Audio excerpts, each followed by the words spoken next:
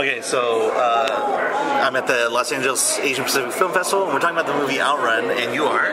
I'm Leo Chiang. I'm the producer-director of Outrun.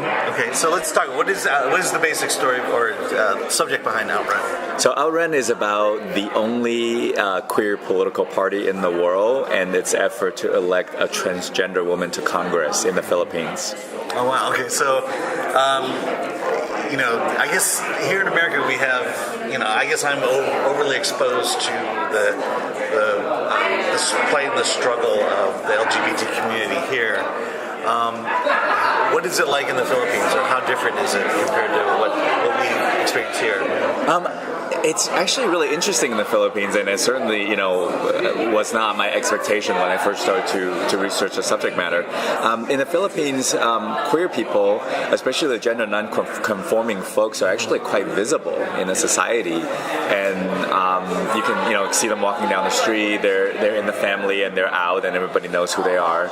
But at the same time, they're very marginalized. They're kind of seen as like, oh, if you're a gay man, then let's get you ready to go work in a hair salon, right. They're like crazy Uncle Bob. Yeah. Like they're not really taken seriously. You're kind of expected to be a comedian. You're expected to, compete in these like transgender beauty pageants, and like become a sex worker or something. So it's kind of an interesting juxtaposition and different than what we would expect here. Yeah. So any highlights or any points that really stand out in the film that you bring out? Well, we had this really fascinating group. I mean, the antagonist in our story is this congressman who's trying to get reelected in Manila, and he is a fundamentalist preacher, but he actually recognizes that the LGBT people is a viable voting bloc in his district, so he actually got a group of people together to support him, but he named the group AIDS. It's just blew our mind. Wow. I mean, it was shocking, and we got to interview the AIDS people. I mean, it's weird to even just say it. So there was a lot of things that kind of just blows your mind in terms of people's attitude towards. Culture. I mean, it's different, but it's kind of the same. Yeah. I mean, people don't think about it. Philippines is an American colony, right? There's huge American influences. They look to the U.S.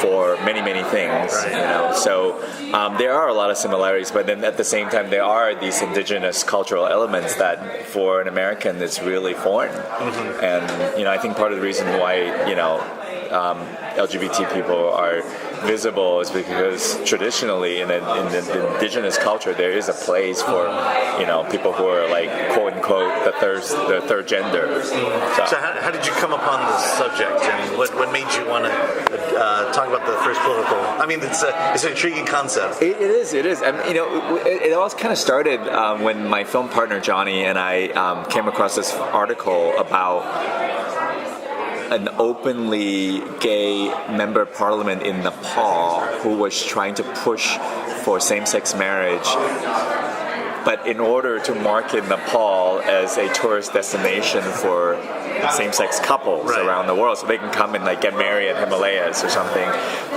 Which to us was sort of brilliant to think like, oh well, here's somebody who's like on the inside trying to frame the LGBT issue as an economic issue and not a in addition to being a human rights issue. And we started thinking, well, who else is doing this kind of stuff? Who else are the pioneers of their culture, like are the first in their country to come out and speak out and demand to be part of the decision-making process.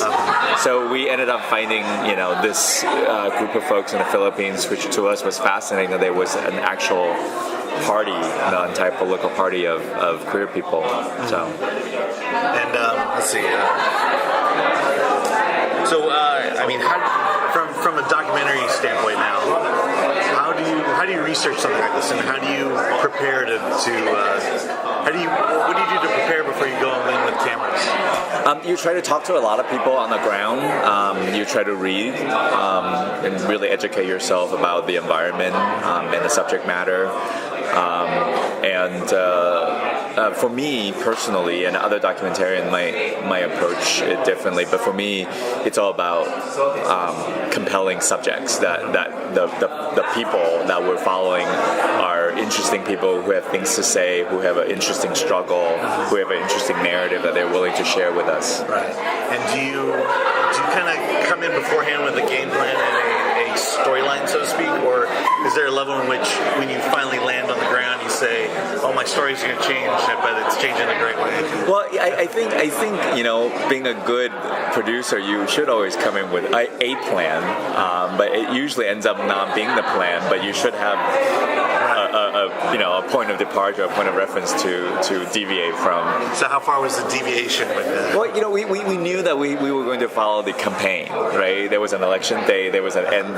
There's an end point to the story. Okay, so you made it to you got the beginning of it. Yeah. But we kind of knew we wanted to follow our main character, this woman, Benedito, who's the candidate. But we didn't know what else we would find. We didn't know who the antagonist was going to be. We didn't know what struggles they will have. We didn't know how well they will do in the campaign. And we ended up making it more of almost like an ensemble story. So besides Bems, we actually followed two other trans women who also work with her, but who are really different from her. And then we followed two gay men who were also candidates of the party. So it was, multi-character story. Okay. So what do you hope your audiences get from the film? What's the message you want to get from? Well, I think that we're always hoping that people will first be entertained by the story. This is storytelling, and people should be compelled and engrossed and moved by the story. But we feel like if there's an opportunity for us to introduce more varied, diverse portrait of transgender people, then we've done our part to move this forward.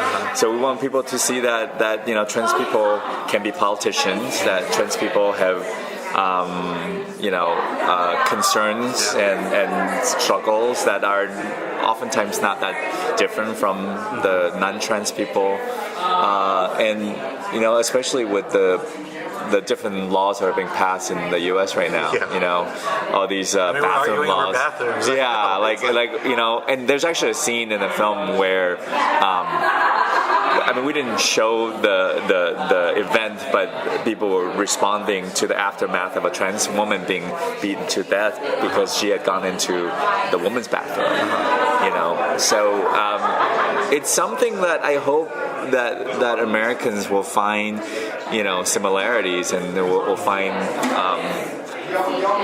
Resonance in this story that seems to take place so far away, but it's actually super relevant to what we're going through. It's kind of interesting to see the same issues that we go through, but through the filter of another culture. Yeah, and I'm a firm believer of that people really not that different around the world. Yes, there are clearly distinct qualities, to all of our cultures, but at the same time, there are just so many similar struggles that we all go through. Yeah, the conflict's the same, but the battle takes a different plan, so to speak. Right. Everybody wants to be accepted. Everybody wants to have their place in society, and everybody wants to, live their life without being discriminated against. I think that will resonate around the world.